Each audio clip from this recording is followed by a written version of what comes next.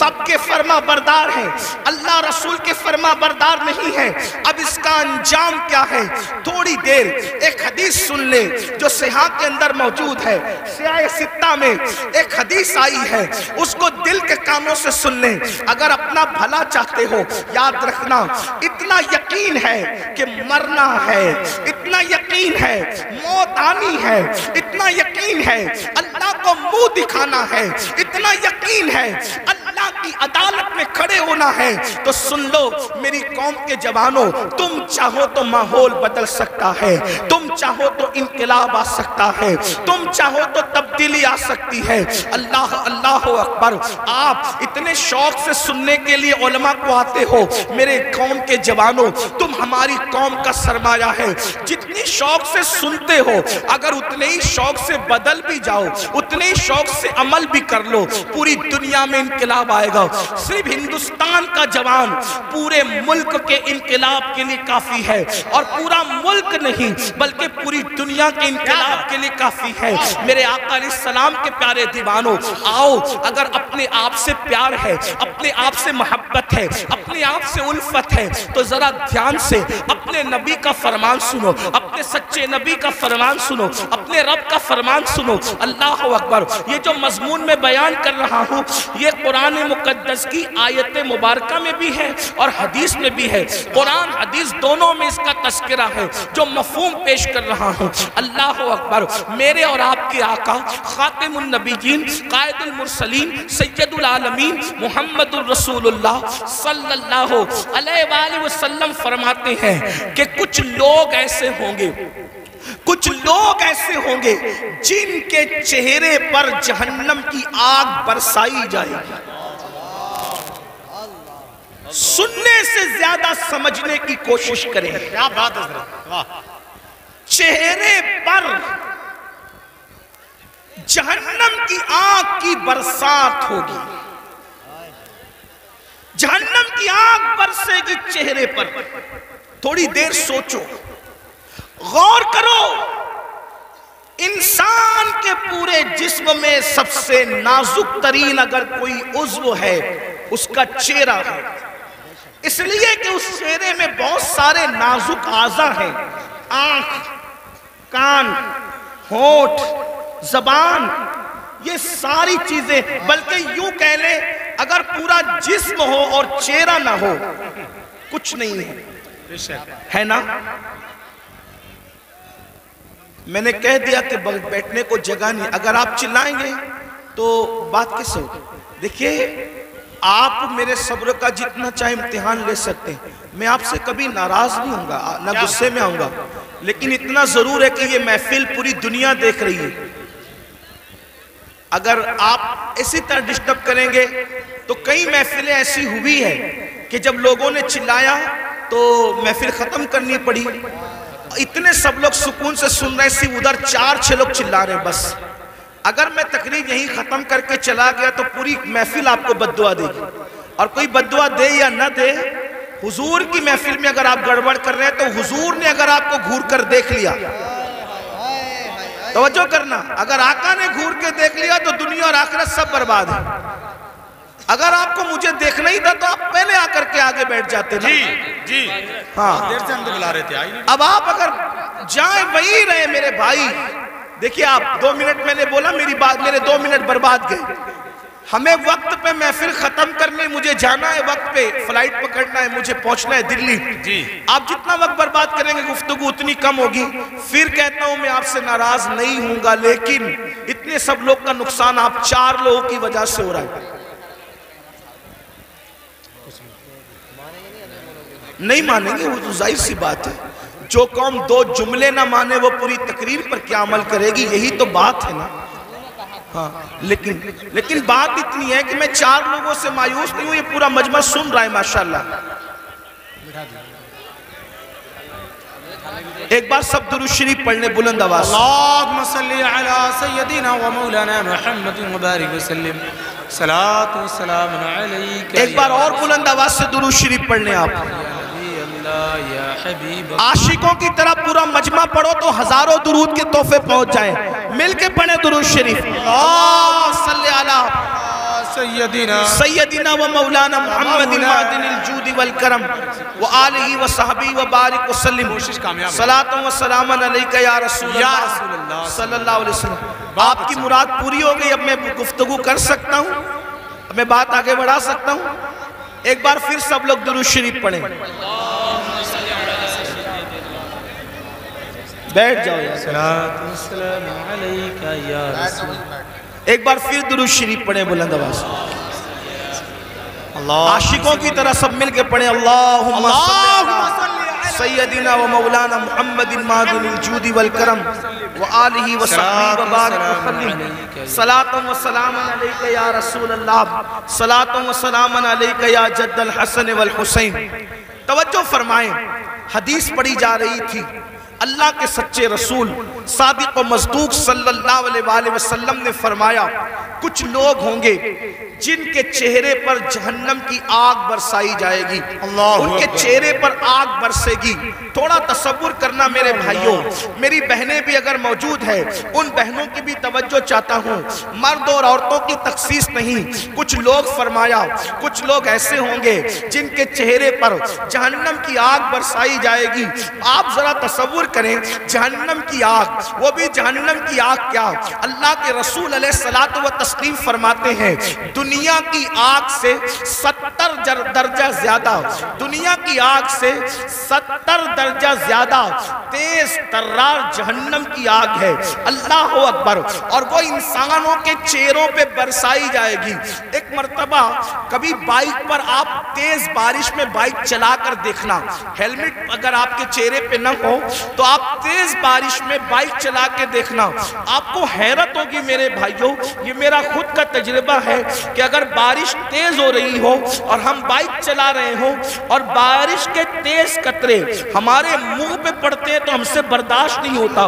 مسلمانوں ذرا سوچو، جب پانی کے ٹھنڈے ٹھنڈے قطرے ہمارے چہرے پر پڑتے ہیں تو ہم بائک روک دیتے ہیں۔ اللہ اکبر، ذرا سوچو تو صحیح، یہ کوئی کہانی نہیں، قصہ نہیں، یہ سچے نبی کا سچا فرمان۔ ذرا تصور تو کرو میرے بھائیوں، ذرا تصور تو کرو میری بہنوں، جو قوم اپنے چہرے پر پانی کے ٹھنڈے ٹھنڈے سکون دینے والے قطروں کی چوٹ برداشت نہ کر سکے، جب اس چہرے پر جہنم کی آگ برسے گی، اس وقت ان چہروں کا حال کیا ہوگا، اس وقت ان چہروں کی کیفیت کیا ہوگی۔ اللہ اکبر، اندازہ فرمائے، صحابہ کرام نے پوچھا یا رسول اللہ، جن کے چہروں پر جہنم کی آگ کی برسات ہوگی ان کا قصور کیا ہوگا، ان کا جرم کیا ہوگا؟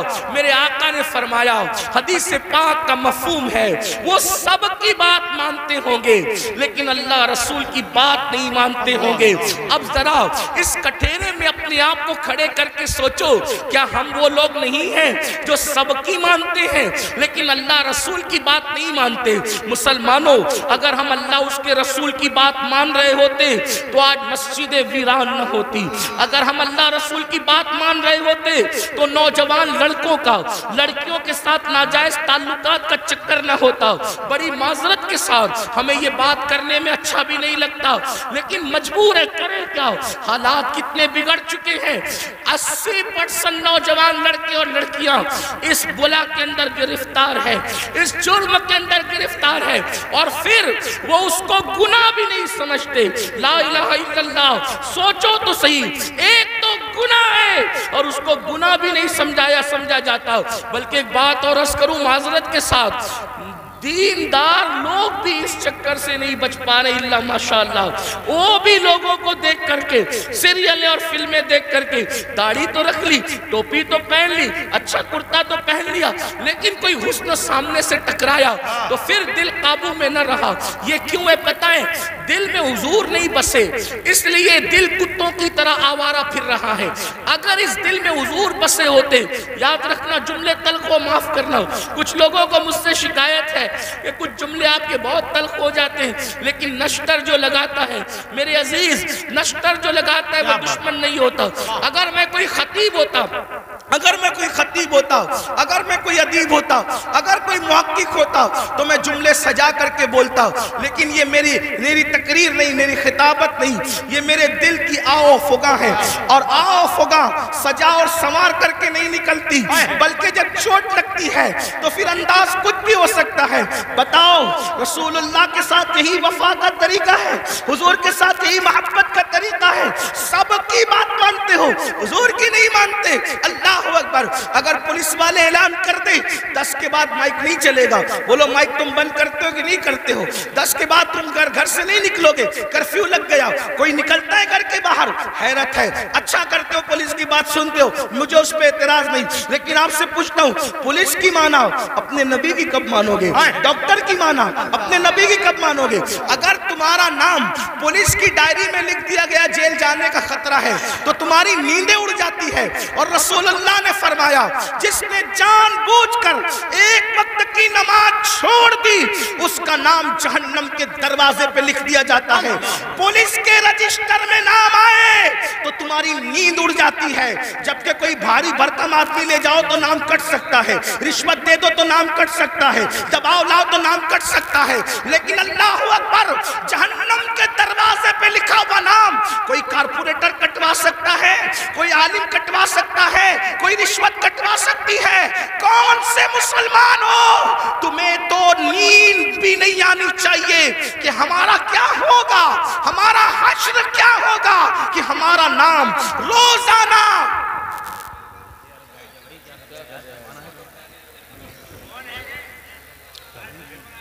کوئی بات نہیں, حضرت خود نہیں بیٹھ کوئی بات نہیں, روزانہ ایک دن میں 5 مرتبہ, ایک دن میں 5 مرتبہ ہمارا نام جہنم کے دروازے پہ لکھا جا رہا ہے. ہمارے بیٹوں کا نام جہنم کے دروازے پہ لکھا جا رہا ہے, ہماری بیٹیوں کا نام جہنم کے دروازے پہ لکھا جا رہا ہے. نیند کیسے آتی ہے آرام کی, نیند کیسے آتی ہے؟ ہنستا ہے مسلمان. یہ مولانا لوگ کا تو کام ہی ہے. مولانا کا کیا کام ہے؟ مولانا کی ذمہ داری ہے کیا بات حضرت, حق پیش کرے, سچائی پیش کرے. اگر آج تم ہم لوگوں کی باتیں نہیں مانو گے, جب آنکھیں موت سے بند ہوگی تب تمہاری آنکھیں کھلے گی کہ تم کر کیا رہے تھے. اس وقت رو گے, اس وقت رو گے. حدیث پاک ہے, مردے پہ زندہ جو روتے ہیں اس سے زیادہ مردہ روتا ہے. اس وقت مردہ روتا ہے, ہائے مجھے دنیا نے دھوکہ دیا, مجھے دنیا کے مال نے دھوکہ دیا, مجھے دنیا کے منال نے دھوکہ دیا. مگر اس وقت کا رونا کام نہیں آتا. فرشتے اس کو طنز کرتے ہیں, ظالم, جب تجھے پکار پکار کر کہنے والے نصیحت کرتے تھے ہوش میں آ جا, سدھر جا, سنور جا, اس وقت تو نہیں سدھرتا تھا. ابھی تو گھمنڈ تھا مال پر, ابھی تو گھمنڈ تھا آل پر, ابھی تو گھمنڈ تھا لمبی کاروں پر. قرآن کہتا ہے لا تنس نصیبک من الدنیا. قرآن کہہ رہا ہے او مال و منال پر گھمنڈ اور غرور کر کے اللہ کو بھولنے والو, دنیا سے اپنے نصیب کا مت بھولو. سوائے کفن کے اس دنیا سے تم کچھ ساتھ نہیں لے کر جاؤ گے. کیا بات ہے, بے شک. کفن بھی کفن, کفن بھی جسم پر اسی وقت رہے گا اللہ راضی ہے تو, ورنہ وہ کفن بھی جہنم کی چادروں میں سے ایک چادر بن جائے گا, آگ کی چادروں میں سے ایک چادر بن جائے گا. دنیا کو دیکھتے دیکھتے تم کیوں آوارگی کر رہے ہو؟ ان کے یہاں مرنے کے بعد اٹھنے کا کوئی تصور نہیں ہے. جو قوم آوارگی کرتی ہے وہ سوچتے ہیں مرنے کے بعد ہمیں آگ میں ڈال دیا گیا, قصہ ختم ہو گیا. ہمارے یہاں قصہ ختم نہیں ہوتا, پیدائش سے قصہ شروع نہیں ہوتا, موت پہ قصہ ختم نہیں ہوتا. بلکہ ایک بات کہوں, ہمارے مذہب میں جو اللہ رسول کا وفادار بن جائے اس کے لیے دنیا جتنی خوبصورت ہے اس سے زیادہ خوبصورت اس